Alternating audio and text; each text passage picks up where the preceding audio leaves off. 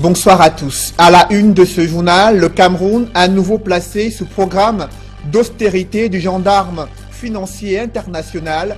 Les ajustements structurels et la pression fiscale annoncés entre la ligne du programme de redressement économique du FMI suscitent des frayeurs et des critiques dans les milieux des affaires au Cameroun entre incompétence du gouvernement et risque de détérioration du tissu industriel. C'est un signal inquiétant pour l'économie camerounaise. Face à ces préoccupations, le gouvernement mise sur une stratégie de redynamisation des investissements, mais la diaspora camerounaise et sa puissance financière appelée en rescousse posent déjà ces conditions. Vous les écouterez dans ce journal. Exiger la levée du verrou sur la double nationalité au Cameroun. On en parle dans ce journal.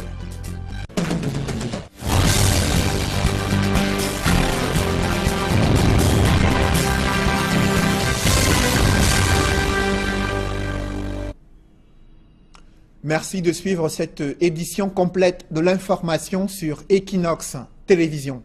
Le gendarme financier international vient de dévoiler le programme de redressement économique du Cameroun avec à la clé plus de 400 milliards de francs CFA à débloquer en appui budgétaire et échelonné sur une période de 3 ans. Des ajustements structurels sont annoncés et une plus grande pression fiscale se dévoile entre la ligne de ce plan de redressement économique, de quoi susciter des frayeurs et des inquiétudes, mais aussi des critiques de la part des milieux des affaires à l'encontre du gouvernement. Innocent Abega et Donald Anouzwa. Le Cameroun renoue avec les politiques d'ajustement structurel du Fonds monétaire international. Le crédit de 666,2 millions de dollars que lui accorde l'institution financière internationale atteste de l'échec des programmes économiques de la partie camerounaise. Lorsque vous tapez à la porte, vous frappez à la porte du FMI, eh bien, vous dites au FMI, voilà, le pays nous a dépassés. Nous n'avons pas été capables de mettre en place de bonnes politiques économiques, de bonnes politiques financières. Nous venons vous demander le secours de venir mettre ça à notre place. Cela signifie que le Cameroun va désormais s'effacer et ne pourra plus rien faire que le FMI n'a accepté. Le crédit est loin de donner un souffle nouveau à l'économie camerounaise. Les 600 machins de milliards ne sont pas versés d'un trait. Ça va être un pensionnement. Ça va être un pensionnement qui, à terme, ne pourra pas être efficace. Face à ces conditions d'échelonnement drastique, les experts des questions financières proposent une gouvernance de gestion sans complaisance. Normalement, ça doit être géré dans des projets qui peuvent être rentables, pour qu'on ait à terme la possibilité de dégager des flux financiers et des plus-values pour pouvoir être en mesure de rembourser à la fois le principal et les intérêts de la dette. Le Cameroun aurait mieux fait d'explorer d'autres pistes que celles du Fonds monétaire international. Il y avait d'autres pistes qui auraient permis au Cameroun d'avoir de l'argent, notamment en refusant les conditionnalités et via les politiques du FMI, en refusant l'OCFA et en créant sa propre monnaie, qui nous permettrait, de mon point de vue, de mettre la planche à billets parce que nous sommes potentiellement et économiquement viables et fiables. Il sera désormais exigé aux autorités camerounaises plus de crédibilité et de transparence en matière d'exécution budgétaire. Face à ces préoccupations relatives à ce programme de redressement économique du FMI qui est destiné au Cameroun, le gouvernement mise sur une stratégie d'attraction et de redynamisation des investissements directs étrangers. Il a déposé un projet de loi relatif à la modification de certaines dispositions de la loi portant à l'investissement, aux incitations à l'investissement privé au Cameroun, et les députés affichent leur insatisfaction quant aux modifications apportées à cette loi. Ce qui suscite la réticence des députés, c'est justement la volonté d'utiliser le crédit foncier pour financer une agence de promotion des investissements au Cameroun. Des précisions avec Joël Essenge et Marcelin Gansop. Les députés membres de la commission de production de l'Assemblée nationale sont unanimes sur un fait. C'est que la loi du 18 avril 2013 fixant les incitations à l'investissement privé a montré ses limites au bout de 4 ans d'application. Vous voyez que de plus en plus, c'est le président de la République qui anime les forums de négociation des investissements. Et les lourdeurs, effectivement, au niveau de son rattachement à un ministère, ont été constatés. Et c'est pour cela que je crois que c'était de bon augure qu'il soit rattaché à la présidence de la République. Et maintenant, il y a aussi une question de budget.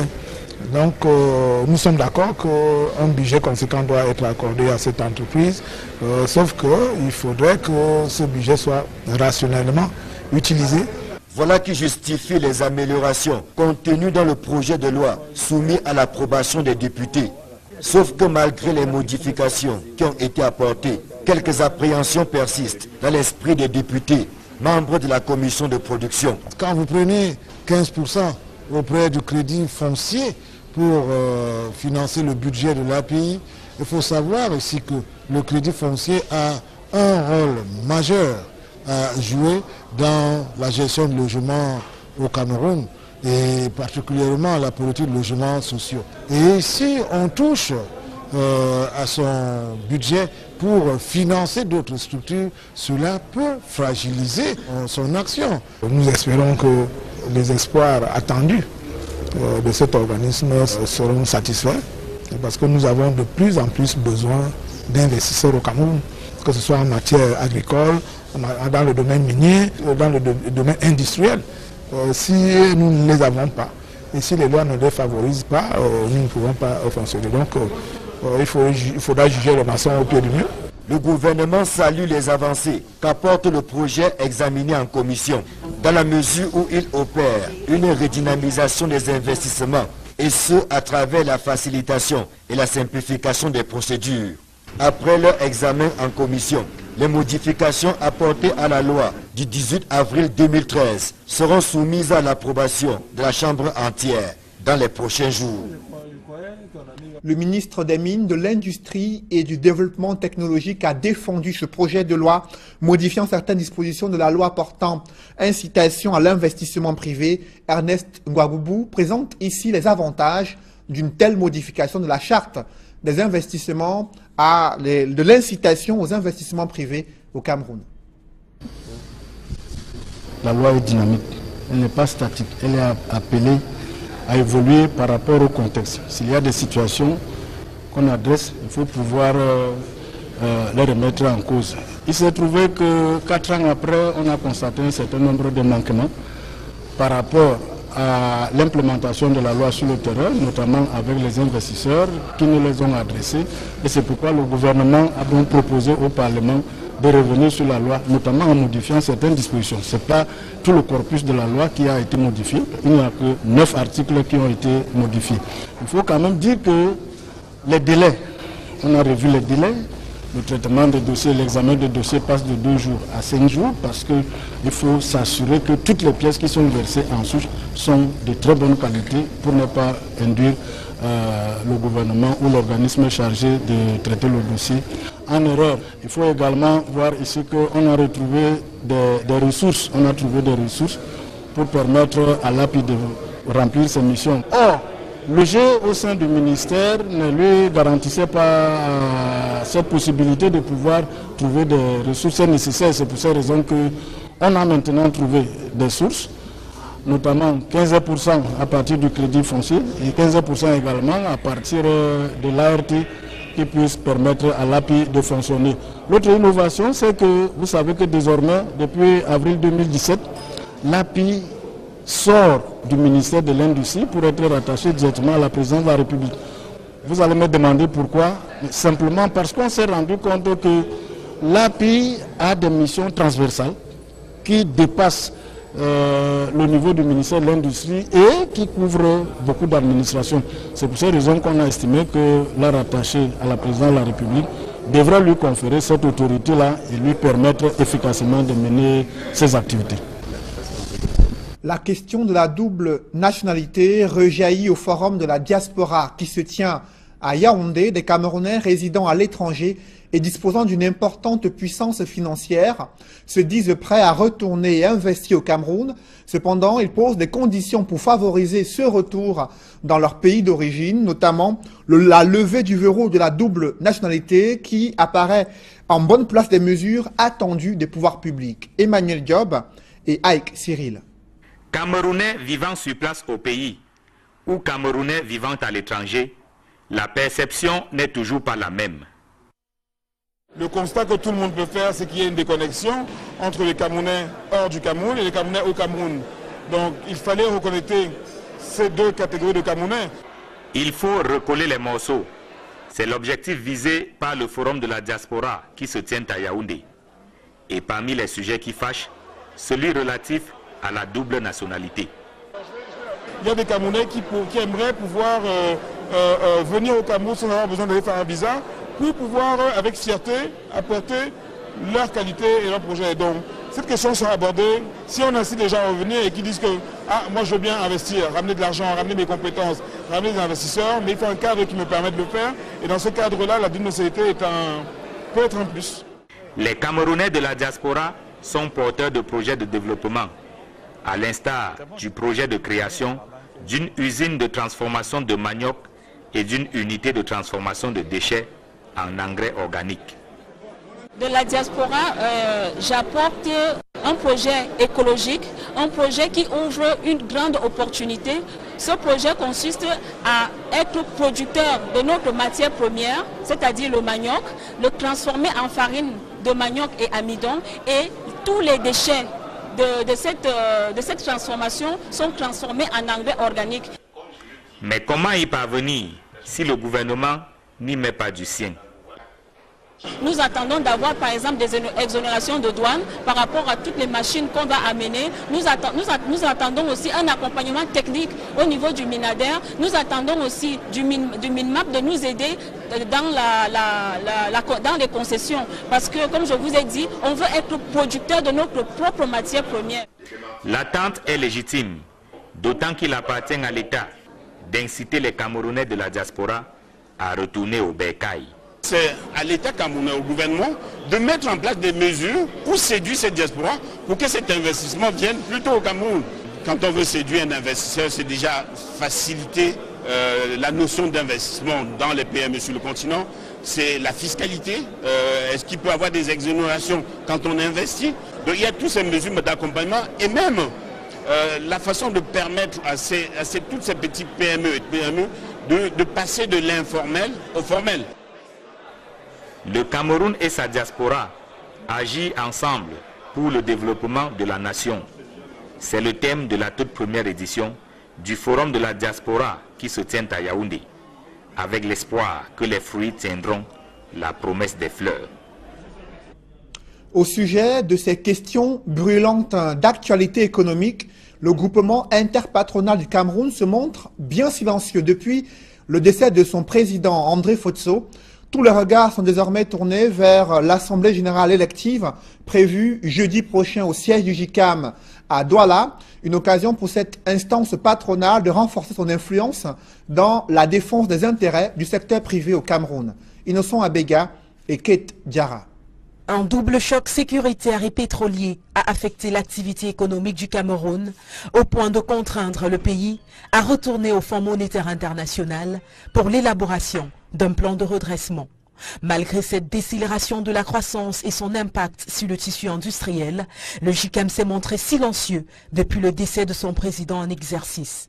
À quelques jours de l'Assemblée générale élective de ce patronat qui compte 400 membres et 16 associations professionnelles, son secrétaire exécutif rassure tout de même sur la défense des intérêts de l'entreprise et la collaboration avec le secteur public. Avec le gouvernement, nous entretenons des concertations régulières. Nous faisons des propositions pour l'amélioration de certaines législations ou de certains règlements existants et régissant le monde de l'entreprise.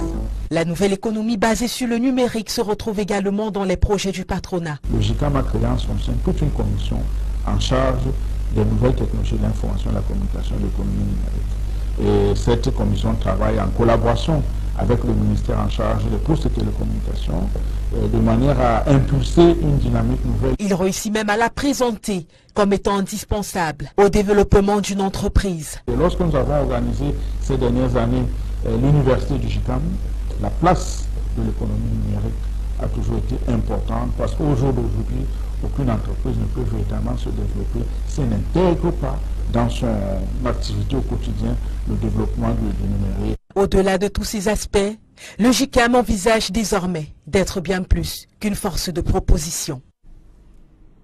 C'est le grand débat économique de l'heure sur le continent africain, le maintien ou la sortie des pays africains de la zone franc CFA.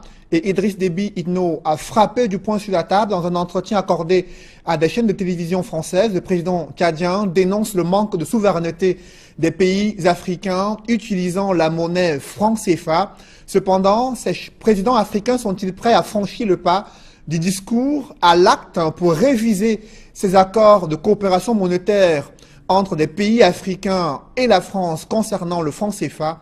Élément de réponse dans ce reportage est signé Éric Martial Ndiomo.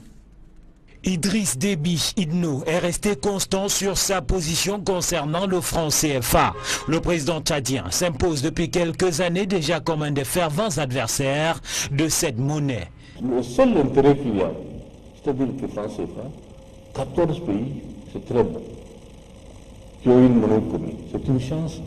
Il ne faudra pas qu'il y ait, comment on appelle, un départ disparate par pays. Non.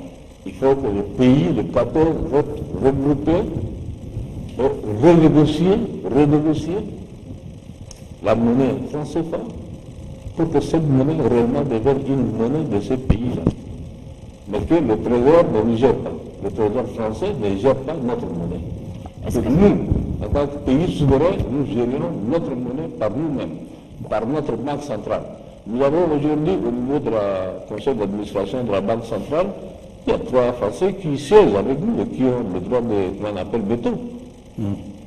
Dans cette interview, Idriss Déby Itno menace avec des mots à peine voilés de retirer ses troupes de plusieurs fronts contre les djihadistes en Afrique. Ceci justifie-t-il, faute de moyens financiers. La France, plusieurs fois pointée du doigt par le président tchadien, a aussi été accusé par ce dernier d'être responsable de son maintien au pouvoir jusqu'à ce jour, et ceci contre sa volonté. En 2006, il devrait céder en fait 10 ans.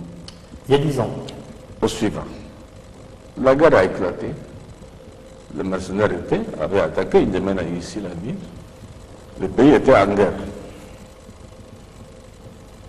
Vous comprenez?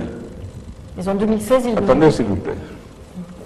Et comme j'ai dit dans la politique africaine, la France intervient souvent, et je le dis haut et fort, la France a intervenu, je dis bien, je n'ai pas demandé, je dis je ne le fais pas, de changer la Constitution. Pour l'histoire, je dis bien. Bongo n'est pas là. Bongo père, je dis bien. C'est à Paris. J'ai refusé. Et je n'ai pas fait la campagne. Et c'est toujours la France qui fait, et c'est toujours la France qui critique, et c'est toujours la France qui est derrière. Mais en 2016, la France n'était pas derrière. Écoutez-moi d'abord, s'il vous plaît. Laissez-moi finir. Quand, comment on appelle, ils appellent le constitutionnaliste qui est venu ici, je ne connais même pas son nom. Je ne connais même pas son nom. Moi j'ai refusé, j'ai dit je ne change pas. Ils ont passé par leur arcane, puisque l'Afrique, pour la France, il n'y a rien de, comment on appelle, de caché. C'est intersemé. Passé par les uns et les autres, ils ont changé la constitution.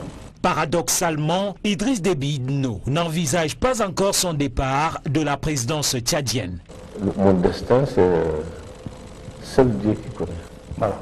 Donc vous dites, moi je ne fixe pas de limite, c'est la Providence qui décidera. Merci monsieur. Je n'ai rien à dire aux journalistes. Une série, vous le disait, le vice-chancellor de l'université de Buea, limogé ce mardi, Nalova Lyonga, éjecté de son siège après une série de mouvements estudiantins réprimés au plus fort de la crise anglophone. C'est désormais Ngomo Horace Manga, le nouveau vice-chancellor de l'université de Buea.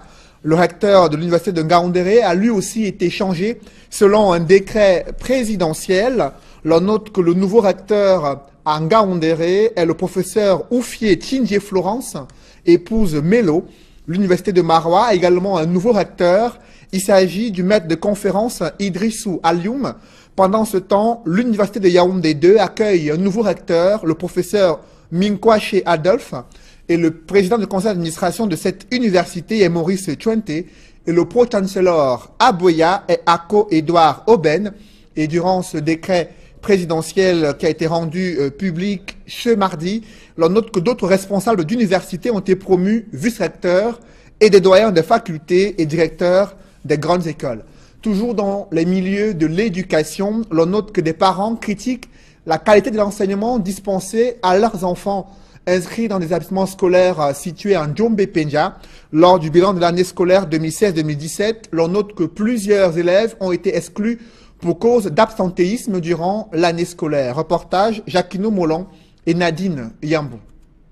Alors que l'année scolaire se referme, certains élèves à l'arrondissement de Djombe-Penja, département du Mungo, n'ont pas atteint les 900 heures de cours prévues selon les textes. Je suis exclu pour les heures d'absence. J'ai eu 5 à 6 heures. À côté des raisons évoquées par cet enfant, se greffe la qualité approximative des enseignements, ce qui a d'ailleurs contribué à perturber le déroulement de l'année scolaire dans ces deux localités. Nous n'avons pas de professeurs, nous faisons que recruter les vacataires du quartier, que l'État fait des efforts à nous envoyer des professeurs au lycée Bilan de Penja. Le lycée Bilan de Djombe utilise 60 professeurs vacataires, c'est lamentable. On crée un établissement comme ça, on l'abandonne aux parents. Nous envoie les professeurs, nous allons faire le reste. En réponse à toutes ces accusations, les chefs d'établissement pensent que tout part du rôle que devrait jouer chaque parent dans l'encadrement et l'éducation de son enfant. Il y a des parents qui passent toute une année et en septembre viennent et disent que mon enfant n'a pas de bulletin. Il était où depuis septembre? Qu'est-ce qu'il a fait? Pourquoi il n'a pas demandé le bulletin de son enfant en temps? Les parents ont beaucoup démissionné dans l'encadrement de possibilités des enfants. Djombe-Penja, localité essentiellement agricole, les enfants sont plus préoccupés par des travaux champêtres et l'autorité administrative entend sévir. Il n'est pas autorisé de se servir des enfants comme d'un bétail à revenu. Nous allons ensemble avec monsieur le maire, avec les responsables de FMO, avec les chefs de quartier, les chefs de village, au cours de notre tournée de prise de contact, mettre l'accent sur ce volet. Les enfants, c'est ce que nous avons de plus cher. Chaque chose a son temps. Le temps de l'école, de la jeunesse. Et plus tard viendra le temps du travail, le temps de la vie professionnelle. En 3 mois de vacances, la communauté éducative de Djombe-Penja a le temps nécessaire de faire des réajustements avant la reprise dès septembre 2017. Une vive dispute autour d'une cueillette des fruits sauvages a dégénéré à tel point qu'un jeune homme de 19 ans a poignardé à mort son cousin avant de s'enfuir. Il vient d'être interpellé à Douala. Le récit des faits avec Eukwa Claude et Julienne Berthe-Bissaye. Les faits se déroulent à Monatélé dans le département de la Lekié, région du centre. Selon la version de Marker Tigui et Kogo, le présumé assassin, tout serait parti d'une vive polémique, l'ayant opposé à son cousin autour de la cueillette des mangues. C'est comme ça que j'ai le couteau, il voit le couteau, il se met à fuir, il part entrer chez mon oncle, il s'enferme. Quand il s'enferme, moi je remonte, je prends ma bassine, je traverse la route. Quand il traverse la route, sa maman était assise dehors. Quand elle me voit traverser, elle entre dans la cuisine. Quand elle entre dans la cuisine, croyant peut-être que moi je venais la blesser, alors que je partais pour puiser l'eau et je voulais qu'elle m'empêche de puiser l'eau. C'est comme ça que son fils derrière, on lui donne une roue. Quand il vient, il me frappe la roue au niveau de la tête. Quand il me frappe la roue, moi j'ai aussi le couteau à main. C'est comme ça que je le pique le couteau, il tombe. Transporté d'urgence à l'hôpital, le cousin de Marker et Kogo rendra l'âme. Et ils prennent le blessé, ils descendent l'avenue à Monatélé, à 7 km du village. Il est parti mourir à l'hôpital.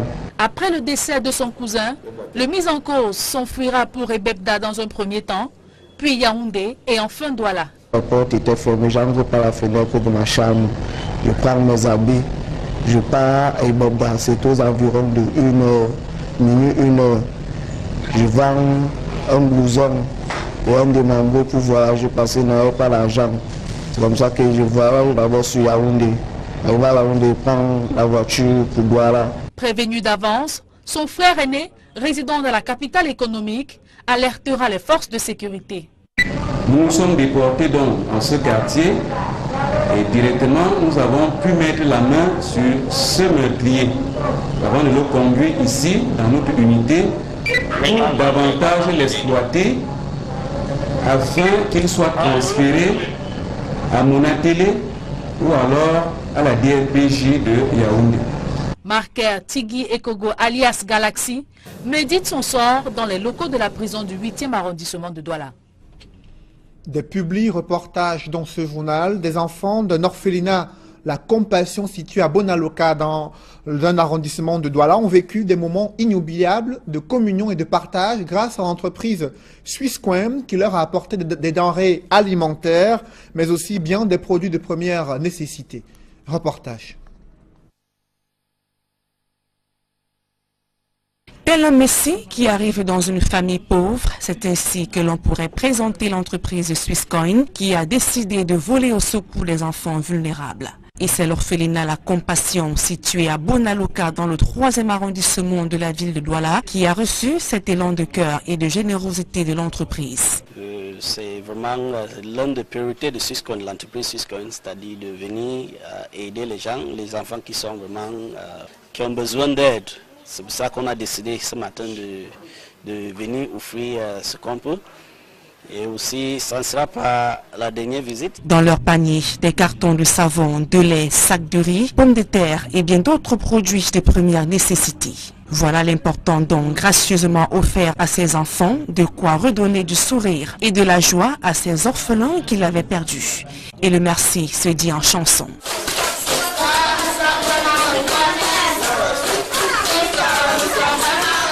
Un geste de cœur qui n'a pas laissé indifférent la fondatrice de l'orphelinat La Compassion. Nous sommes tellement touchés de voir un si grand don comme les charbons, le sac des macabots, les bassines, tout autre, le pouce. Tout c'était nos besoins prioritaires. Nous avons vu qu'ils ont tenu réellement, comme ils avaient dit qu'ils devaient venir. Ce jour, ils ont accompli. Nous sommes tellement contents. Nous disons grandement merci à ces groupes, que le Seigneur les bénisse beaucoup et les ouvre plus davantage des portes.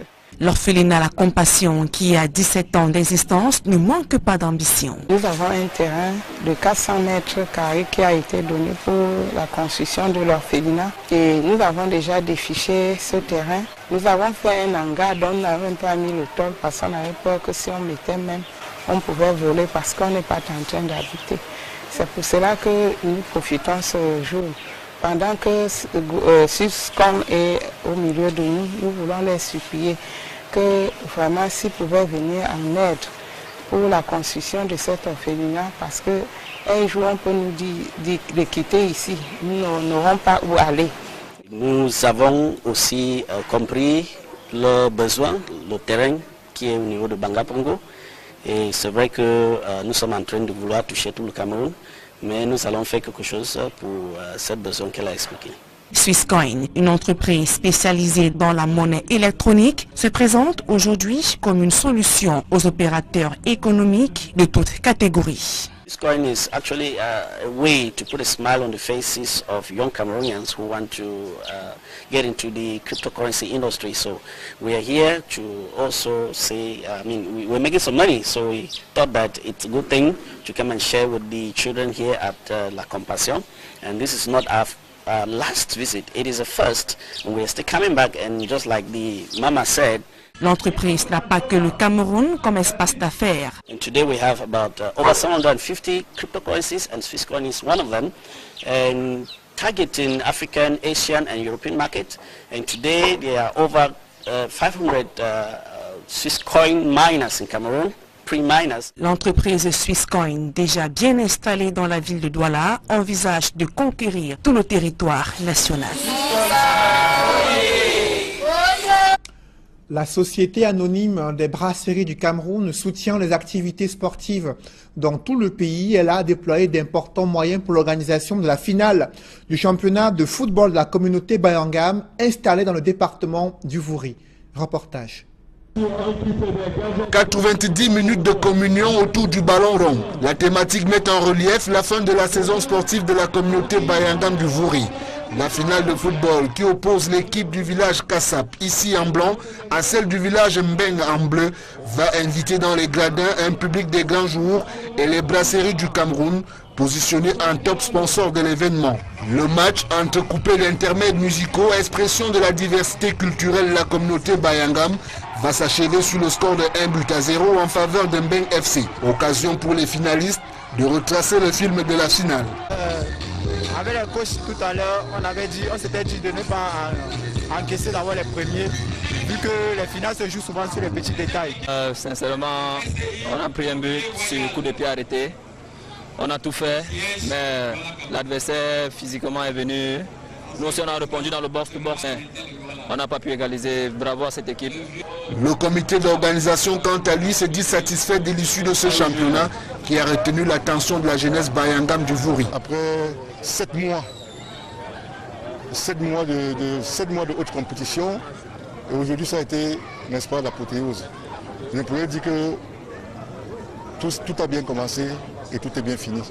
L'élite Bayangam, qui soutient le mouvement sportif, va à son tour donner le programme des activités à venir. La spéciale cette année, c'est qu'à l'issue de ce tournoi, nous allons nous déporter à Bayangam même. On va réunir les équipes de Douala, de Yaoundé, de Nkonsamba, de Bafoussam, Batoufam, Bandrefam, qui forment le groupement Bayangam.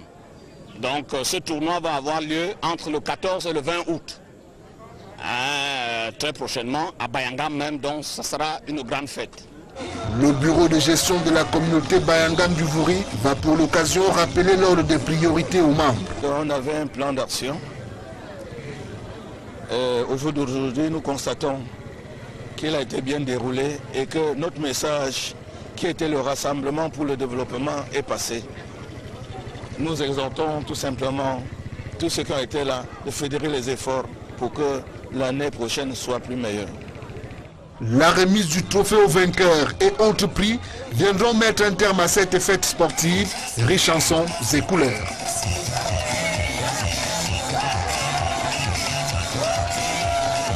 La Société des eaux minérales du Cameroun, une entité du groupe SABC, a organisé une marche sportive dans la localité de Mombo, département du Mungo, mais également cette entreprise a planté près de 400 plants d'arbres pour montrer son engagement pour la protection de l'environnement. Reportage. La 12e édition de la journée sportive organisée par le groupe SABC le 4 juin 2017 est placée sous le thème One Team, One Goal. C'est aussi déroulée à Mombo, localité qui abrite l'usine de production de sauce Tanguy, la pionnière des eaux minérales naturelles au Cameroun. Les 8 km de marche sportive, encadrés par un dispositif sanitaire et sécuritaire de pointe, vont permettre au personnel de la Société des eaux minérales du Cameroun, ainsi qu'à leurs nombreux invités, de mettre en évidence la profondeur du message qui fait de l'eau minérale naturelle sous Tanguy le sponsor officiel de votre santé. Les athlètes du jour, après qu'ils aient consommé une bonne dose d'eau minérale naturelle sous Tanguy pour étancher leur soif, ne manqueront pas aussi de décrypter la symbolique de cette marche sportive. Premièrement, pour être sincère, je suis fatiguée parce que c'est beaucoup d'efforts physiques, c'est beaucoup de dépenses d'énergie. Mais je suis également contente et satisfaite parce que je vois la mobilisation générale, je vois tout le groupe ensemble, je vois que nous sommes en fait dans notre slogan One Team, One Goal. Vous savez, l'environnement fait partie des droits du consommateur. Alors, le fait que la SABC, pardon, la SMC soit en contact avec la nature et l'eau qui sont en train de nous servir certifie jusqu'ici la qualité de l'eau que cette société met à la disposition des consommateurs. Je suis donc venu toucher du doigt les réalités de la SMC. L'autre importante articulation qui va retenir l'attention des participants à la journée sportive 2017 du groupe SABC à Mombo porte sur la protection de l'environnement. Les équipes de travail constituées pour la circonstance vont, sous la conduite du top management de la Société des eaux minérales du Cameroun, planter 400 essences constituées d'arbres fruitiers et forestiers en guise de reboisement de 8 hectares de terre sur une superficie totale de 100 hectares. L'œuvre qui se veut pérenne vise à rapprocher les gens de la nature. Elle permet aussi à la Société des eaux minérales du Cameroun de protéger cette nappe souterraine qui est la matière première de son activité. L'eau minérale naturelle Tanguy se doit de protéger l'environnement dans lequel elle travaille dans lequel elle va chercher, elle puise son eau, parce que ça vous permet de maintenir la nappe propre, saine. Et c'est pour ça que Tanguy, depuis plus de 30 ans, travaille pour la qualité dans ce pays.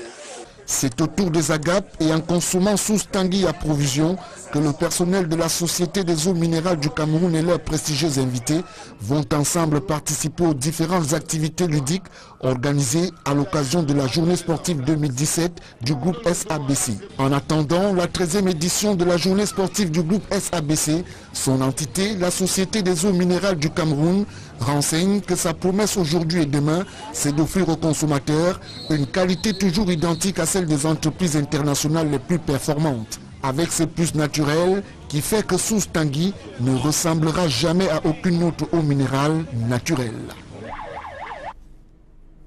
Mesdames, Messieurs, c'est la fin de ce journal. Merci de l'avoir suivi. Restez sur Equinox pour suivre le prochain rendez-vous qui est consacré à la grande tribune où les femmes s'expriment sur des sujets et des problématiques qui les concernent. Une émission Parole de femmes présentée par Julingue Nyondé à suivre juste après cette édition du 20h. Merci de rester sur Equinox Télévision.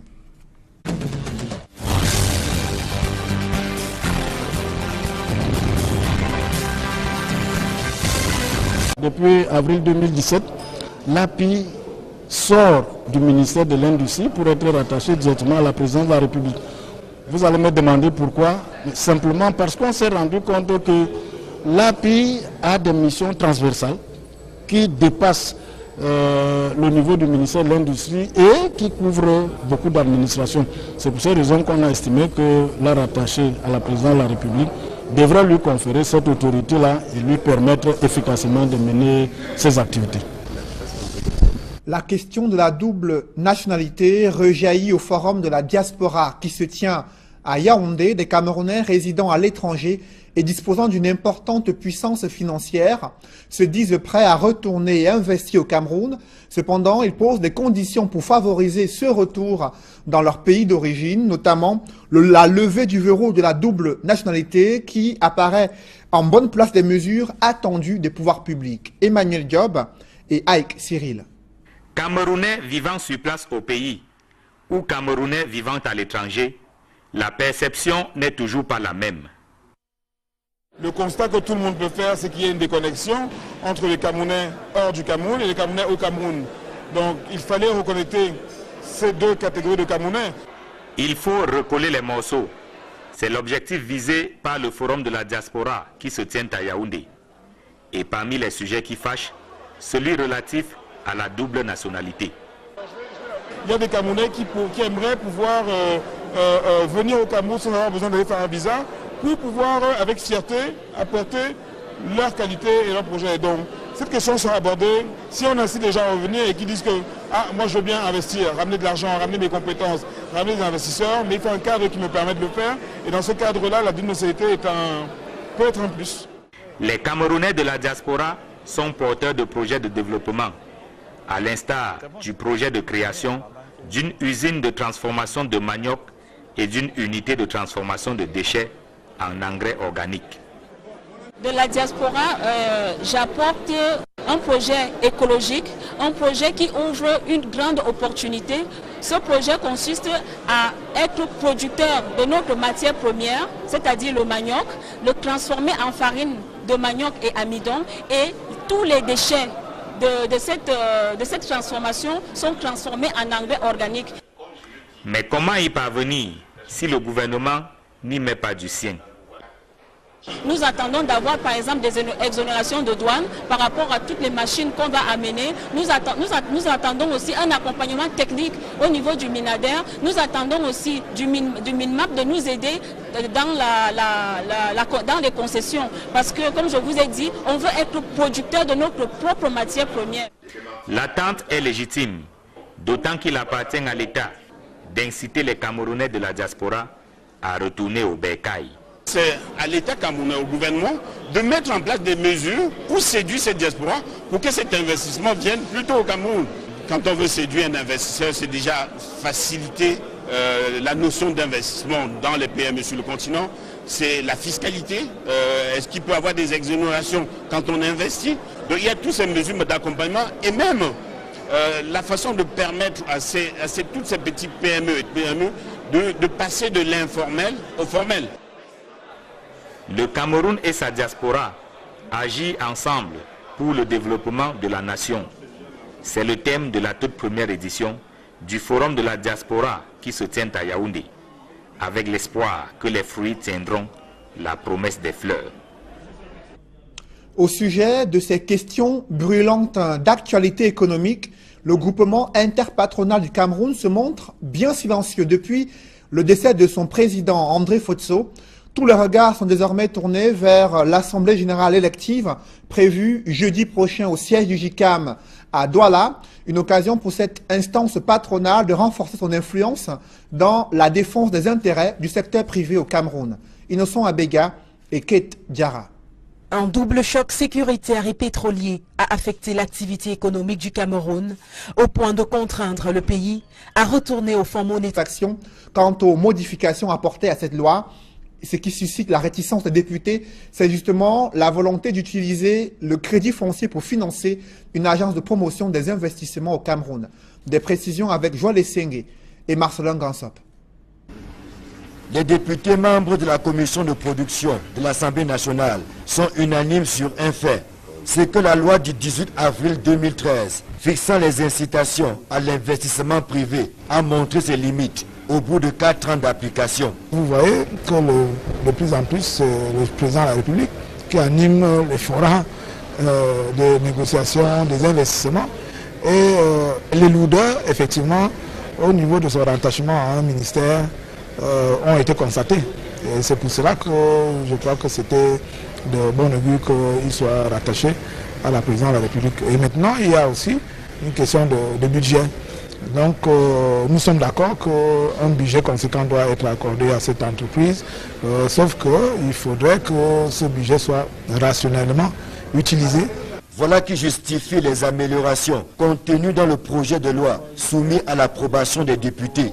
Sauf que malgré les modifications qui ont été apportées, quelques appréhensions persistent dans l'esprit des députés, membres de la commission de production. Quand vous prenez 15% auprès du crédit foncier pour financer le budget de l'API, il faut savoir aussi que le crédit foncier a un rôle majeur à jouer dans la gestion de logements au Cameroun, et particulièrement la politique de logements sociaux. Et si on touche à son budget pour financer d'autres structures, cela peut fragiliser son action. Nous espérons que les espoirs attendus de cet organisme seront satisfaits, parce que nous avons de plus en plus besoin d'investisseurs au Cameroun, que ce soit en matière agricole, dans le domaine minier, dans le domaine industriel.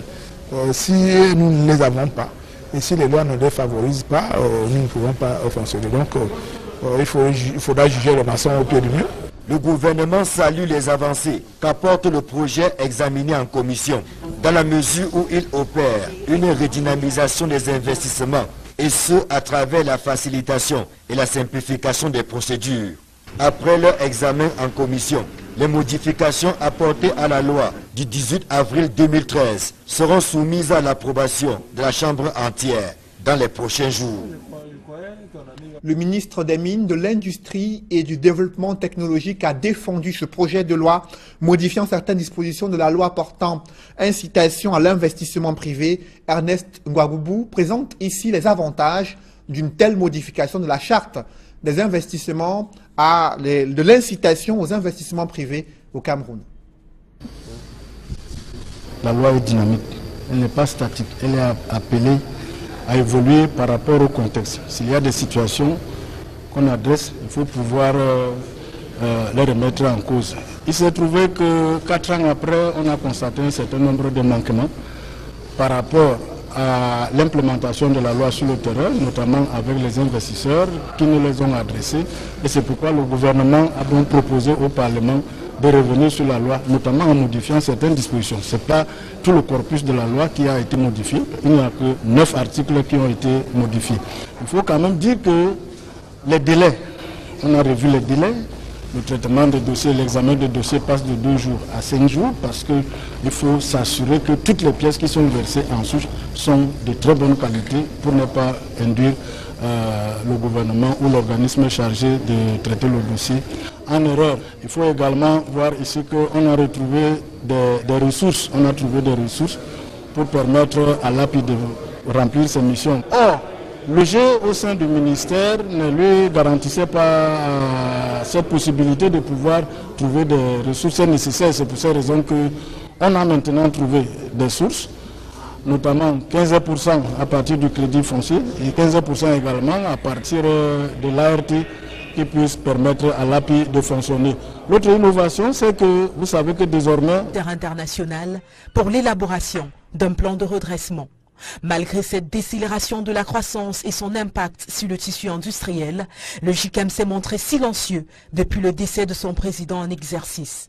À quelques jours de l'Assemblée générale élective de ce patronat qui compte 400 membres et 16 associations professionnelles, son secrétaire exécutif rassure tout de même sur la défense des intérêts de l'entreprise et la collaboration avec le secteur public. Avec le gouvernement, nous entretenons des concertations régulières. Nous faisons des propositions pour l'amélioration de certaines législations ou de certains règlements existants et régissant le monde de l'entreprise. La nouvelle économie basée sur le numérique se retrouve également dans les projets du patronat. Le JICAM a créé en son sein toute une commission en charge des nouvelles technologies de l'information, de la communication et de l'économie numérique. Et cette commission travaille en collaboration avec le ministère en charge des postes de télécommunications, de manière à impulser une dynamique nouvelle. Il réussit même à la présenter comme étant indispensable au développement d'une entreprise. Et lorsque nous avons organisé ces dernières années l'université du JICAM, la place de l'économie numérique a toujours été importante parce qu'au jour d'aujourd'hui, aucune entreprise ne peut véritablement se développer si elle n'intègre pas dans son activité au quotidien le développement du numérique. Au-delà de tous ces aspects, le JICAM envisage désormais d'être bien plus qu'une force de proposition.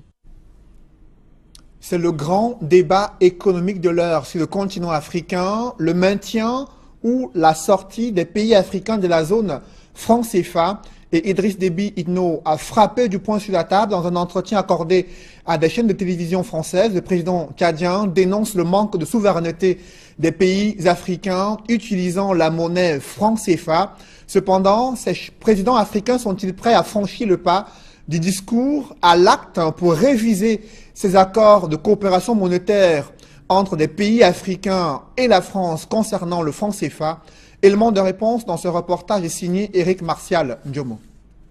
Idriss Déby Itno est resté constant sur sa position concernant le franc CFA. Le président tchadien s'impose depuis quelques années déjà comme un des fervents adversaires de cette monnaie. Le seul intérêt qu'il y a, c'est-à-dire que le franc CFA, 14 pays, c'est très bon, qui ont une monnaie commune. C'est une chance. Il ne faudra pas qu'il y ait, comment on appelle, un départ disparate par pays. Non. Il faut que le pays, le 14, regrouper, renégocier la monnaie franc CFA pour que cette monnaie réellement devienne une monnaie de ce pays-là. Mais que le trésor ne gère pas. Le trésor français ne gère pas notre monnaie. Donc nous, en tant que pays souverain, nous gérons notre monnaie par nous-mêmes, par notre banque centrale.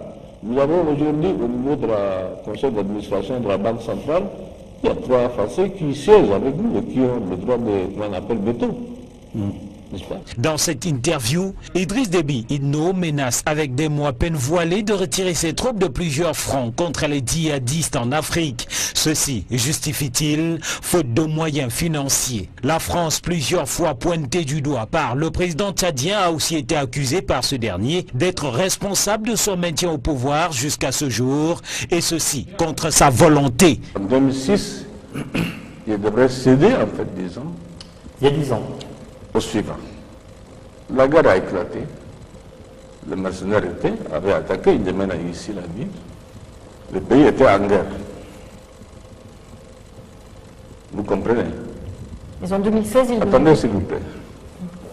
Et comme j'ai dit dans la politique africaine, la France intervient souvent, et je le dis haut et fort, la France a intervenu, je dis bien, je n'ai pas demandé, je dis je ne le fais pas, de changer la Constitution. Pour l'histoire, je dis bien. Bongo n'est pas là. Bongo père, je dis bien.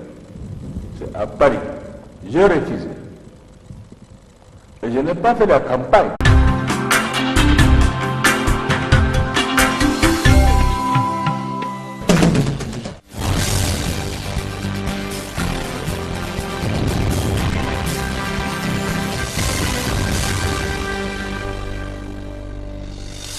Bonsoir à tous. À la une de ce journal, le Cameroun à nouveau placé sous programme d'austérité du gendarme financier international.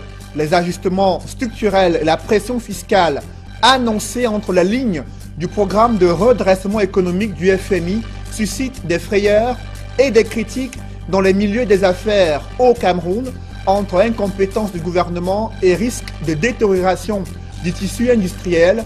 C'est un signal inquiétant pour l'économie camerounaise. Face à ces préoccupations, le gouvernement mise sur une stratégie de redynamisation des investissements, mais la diaspora camerounaise et sa puissance financière appelée en rescousse posent déjà ces conditions.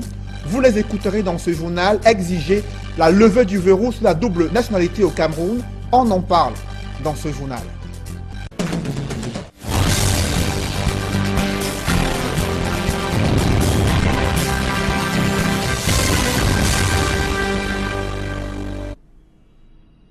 Merci de suivre cette édition complète de l'information sur Equinox Télévision. Le gendarme financier international vient de dévoiler le programme de redressement économique du Cameroun avec à la clé plus de 400 milliards de francs CFA à débloquer en appui budgétaire et échelonné sur une période de 3 ans. Des ajustements structurels sont annoncés et une plus grande pression fiscale se dévoile entre la ligne de ce plan de redressement économique, de quoi susciter des frayeurs et des inquiétudes, mais aussi des critiques de la part des milieux des affaires à l'encontre du gouvernement. Innocent Abega et Donald Anoujoa. Le Cameroun renoue avec les politiques d'ajustement structurel du Fonds monétaire international. Le crédit de 666,2 millions de dollars que lui accorde l'institution financière internationale atteste de l'échec des programmes économiques de la partie camerounaise. Lorsque vous tapez à la porte, vous frappez à la porte du FMI, eh bien, vous dites au FMI, voilà, le pays nous a dépassés. Nous n'avons pas été capables de mettre en place de bonnes politiques économiques, de bonnes politiques financières. Nous venons vous demander le secours de venir mettre ça à notre place. Cela signifie que le Cameroun va désormais s'effacer et ne pourra plus rien faire que le FMI n'a accepté. Le crédit est loin de donner un souffle nouveau à l'économie camerounaise. Les 600 machins de milliards ne sont pas versés d'un trait. Ça va être un pensionnement. Ça va être un pensionnement qui, à terme, ne pourra pas être efficace. Face à ces conditions d'échelonnement drastique, les experts des questions financières proposent une gouvernance de gestion sans complaisance. Normalement, ça doit être géré dans des projets qui peuvent être rentables, pour qu'on ait à terme la possibilité de dégager des flux financiers et des plus-values pour pouvoir être en mesure de rembourser à la fois le principal et les intérêts de la dette. Le Cameroun aurait mieux fait d'explorer d'autres pistes que celles du Fonds monétaire international. Il y avait d'autres pistes qui auraient permis au Cameroun d'avoir de l'argent, notamment en refusant les conditionnalités et via les politiques du FMI, en refusant l'OCFA et en créant sa propre monnaie, qui nous permettrait, de mon point de vue, de mettre la planche à billets parce que nous sommes potentiellement et économiquement viables et fiables. Il sera désormais exigé aux autorités camerounaises plus de crédibilité et de transparence en matière d'exécution budgétaire. Face à ces préoccupations relatives à ce programme de redressement économique du FMI qui est destiné au Cameroun, le gouvernement mise sur une stratégie d'attraction et de redynamisation des investissements directs étrangers. Il a déposé un projet de loi relatif à la modification de certaines dispositions de la loi portant à l'investissement, aux incitations à l'investissement privé au Cameroun, et les députés affichent leur insatisfaction. C'est toujours la France qui fait, et c'est toujours la France qui critique, et c'est toujours la France qui est derrière. Et en 2016, la France n'était pas derrière. Écoutez-moi d'abord, s'il vous plaît. Laissez-moi finir. Quand, comment on appelle, ils appellent le constitutionnaliste qui est venu ici, je ne connais même pas son nom. Je ne connais même pas son nom. Moi, j'ai refusé, j'ai dit je ne change pas. Ils ont passé par leur arcade, puisque l'Afrique, pour la France, il n'y a rien de, comment on appelle, de caché. C'est intersemé, passé par les uns et les autres, ils ont changé la constitution.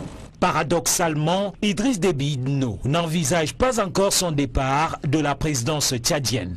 Mon destin, c'est seul Dieu qui connaît. Voilà. Donc vous dites, moi je ne fixe pas de limite, c'est la Providence qui décidera. Merci monsieur. Je n'ai rien à dire aux journalistes. Une série, je vous le disais, le vice-chancellor de l'université de Buea, limogé ce mardi, Nalova Lyonga, éjecté de son siège après une série de mouvements estudiantins réprimés au plus fort de la crise anglophone. C'est désormais Ngomo Horace Manga, le nouveau vice-chancellor de l'université de Buea. Le recteur de l'université de Ngaoundéré a lui aussi été changé selon un décret présidentiel. L'on note que le nouveau recteur à Ngaoundéré est le professeur Oufié Tchindié Florence, épouse Melo. L'université de Maroua a également un nouveau recteur. Il s'agit du maître de conférence Idrissou Alioum. Pendant ce temps, l'université de Yaoundé 2 accueille un nouveau recteur, le professeur Minkwache Adolphe. Et le président du conseil d'administration de cette université est Maurice Chouente. Et le pro-chancellor à Buea est Ako Edouard Oben. Et durant ce décret présidentiel qui a été rendu public ce mardi, l'on note que d'autres responsables d'universités ont été promus vice-recteurs et des doyens de facultés et directeurs des grandes écoles. Toujours dans les milieux de l'éducation, l'on note que des parents critiquent la qualité de l'enseignement dispensé à leurs enfants inscrits dans des établissements scolaires situés en Djombe Penja. Lors du bilan de l'année scolaire 2016-2017, l'on note que plusieurs élèves ont été exclus pour cause d'absentéisme durant l'année scolaire. Reportage Jacquino Molon et Nadine Yambou. Alors que l'année scolaire se referme, certains élèves à l'arrondissement de Djombe Penja, département du Mungo, n'ont pas atteint les 900 heures de cours prévues selon les textes. Je suis inscrit pour les heures d'absence. J'ai eu 5 à 6 heures. À côté des raisons évoquées par cet enfant, se greffe la qualité approximative des enseignements, ce qui a d'ailleurs contribué à perturber le déroulement de l'année scolaire dans ces deux localités. Nous n'avons pas de professeurs, nous faisons que recruter les vacataires du quartier, que l'État fait des efforts à nous envoyer des professeurs au lycée Bilan de Penja. Le lycée Bilan de Djombe utilise 60 professeurs vacataires, c'est lamentable. On crée un établissement comme ça, on l'abandonne aux parents. Ils envoient les professeurs, nous allons faire le reste. En réponse à toutes ces accusations, les chefs d'établissement pensent que tout part du rôle que devrait jouer chaque parent dans l'encadrement et l'éducation de son enfant. Il y a des parents qui passent toute une année et en septembre viennent et disent que mon enfant n'a pas de bulletin. Il était où depuis septembre? Qu'est-ce qu'il a fait? Pourquoi il n'a pas demandé le bulletin de son enfant en temps? Les parents ont beaucoup démissionné dans l'encadrement de possibilités des enfants. Djombe Penja, localité essentiellement agricole, les enfants sont plus préoccupés par des travaux champêtres et l'autorité administrative entend sévir. Il n'est pas autorisé de se servir des enfants comme d'un bétail à revenu. Nous allons ensemble avec monsieur le maire, avec les responsables de FMO, avec les chefs de quartier, les chefs de village, au cours de notre tournée de prise de contact, mettre l'accent sur ce volet. Les enfants, c'est ce que nous avons de plus cher. Chaque chose a son temps. Le temps de l'école, de la jeunesse. Et plus tard viendra le temps du travail, le temps de la vie professionnelle. En 3 mois de vacances, la communauté éducative de Djombe Penja a le temps nécessaire de faire des réajustements avant la reprise dès septembre 2017. Une vive dispute autour d'une cueillette des fruits